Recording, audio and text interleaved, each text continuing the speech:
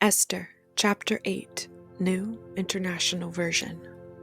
That same day, King Xerxes gave Queen Esther the estate of Haman, the enemy of the Jews. And Mordecai came into the presence of the king, for Esther had told how he was related to her.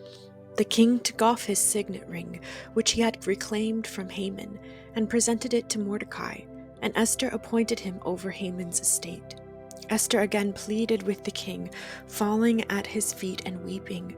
She begged him to put an end to the evil plan of Haman the Agagite, which he had devised against the Jews. Then the king extended the gold scepter to Esther, and she arose and stood before him.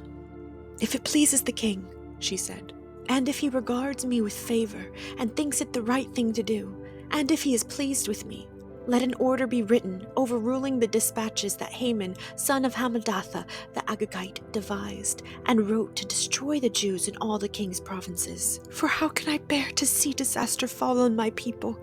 How can I bear to see the destruction of my family?" King Xerxes replied to Queen Esther and to Mordecai the Jew, "Because Haman attacked the Jews, I have given his estate to Esther, and they have impaled him on the pole he set up. Now write another decree in the king's name in behalf of the Jews, as seems best to you, and seal it with the king's signet ring.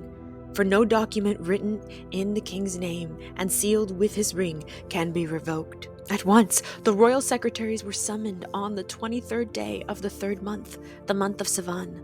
They wrote out all Mordecai's orders to the Jews and to the satraps, governors, and nobles of the 127 provinces stretching from India to Cush. These orders were written in the script of each province and the language of each people, and also to the Jews in their own script and language. Mordecai wrote in the name of King Xerxes, sealed the dispatches with the king's signet ring, and sent them by mounted couriers who rode fast horses, especially bred for the king.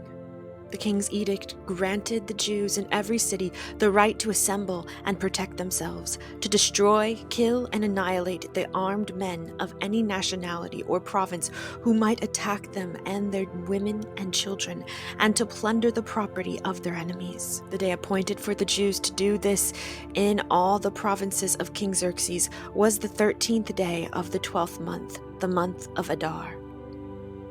A copy of the text of the edict was to be issued as law in every province and made known to the people of every nationality, so that the Jews would be ready on that day to avenge themselves on their enemies.